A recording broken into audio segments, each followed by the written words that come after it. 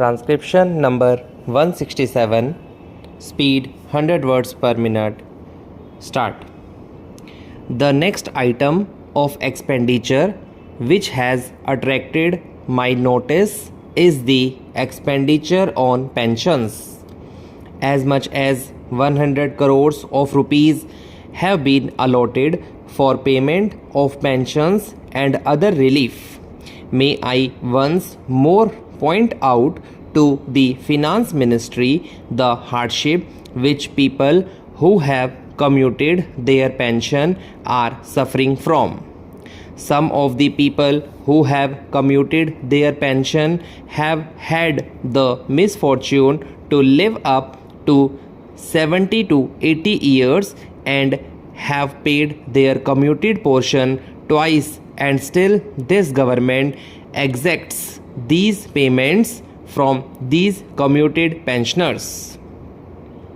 I think the time has come when the Finance Ministry should look sympathetically at the lot of the commuted pensioners and restore the original pension at least 5 to 6 years after they have paid up the full commuted amount.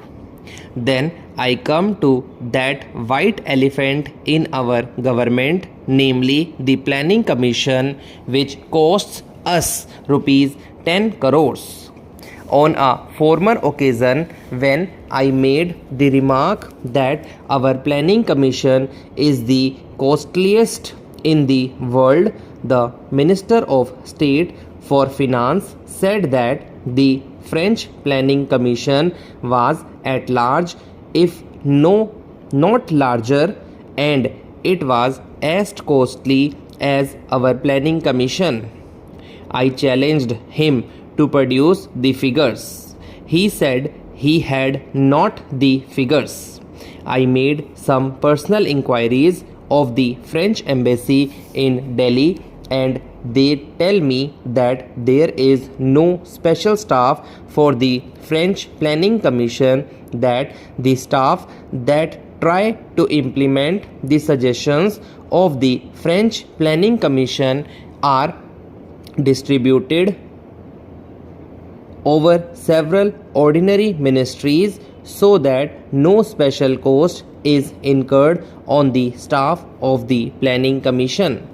Why should we not have a Planning Commission composed of representative experts, honorary experts like the Planning Commissions of other countries, experts from industry, from labor, from the professions, from the private sector as well as the public sector, who give competent and useful advice on planning to the government.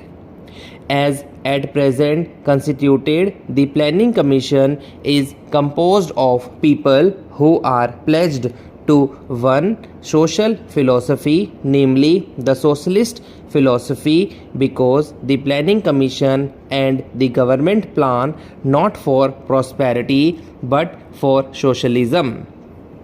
If the Planning Commission is to plan for prosperity, if the government are to work for economic prosperity, the Planning Commission should be composed of representative experts from interests which are engaged in the promotion of economic growth.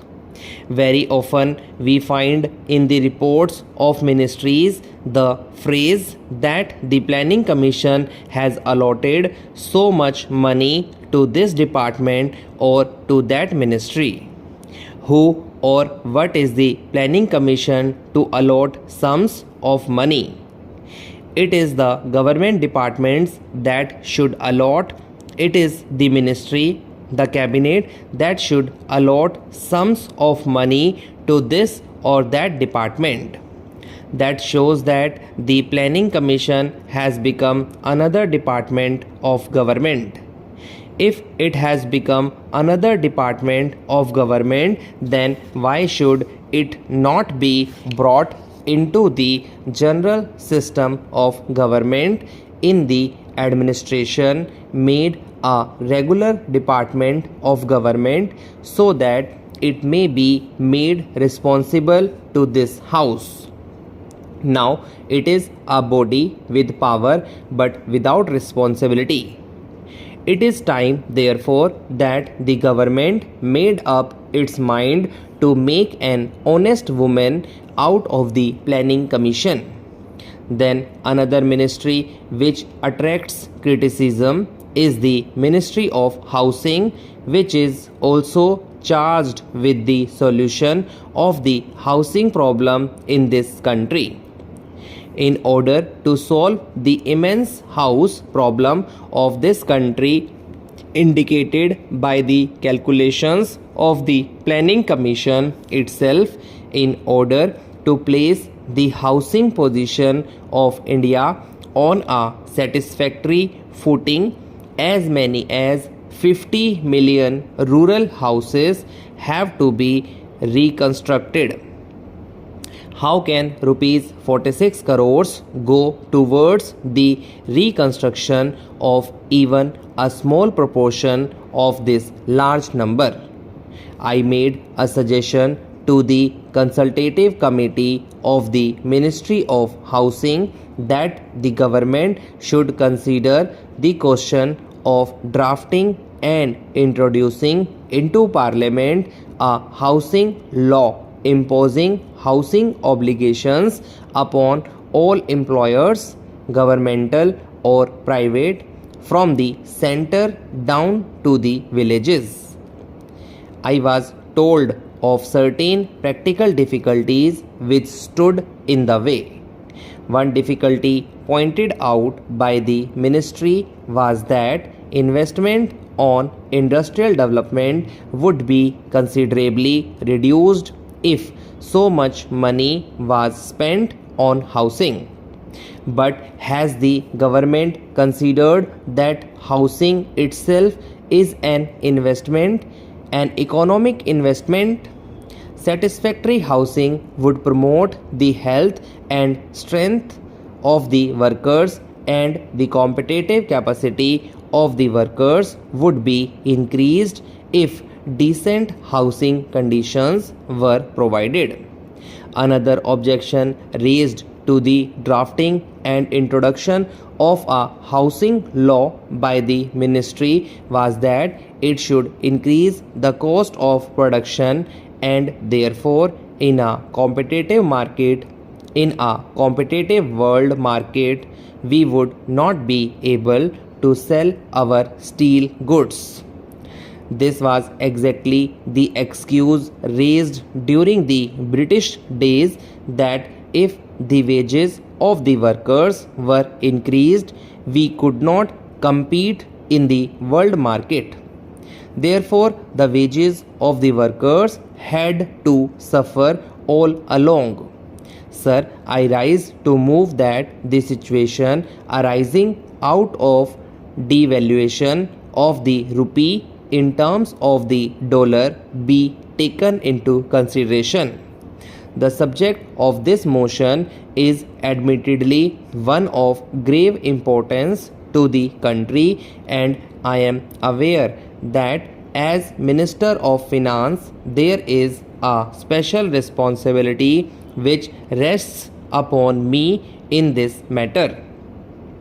I feel, Mr. Speaker, that the best way in which I can discharge this responsibility to the House and to the country is by placing before the House a true, clear, unvarnished picture of the situation as I see it.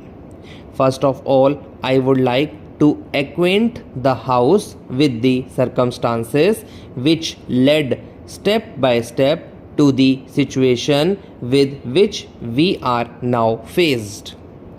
I would like to take the House back to about 4 months ago when, on account of the severe drain upon the dollar resources of the countries included in the sterling area, there began rumors in Europe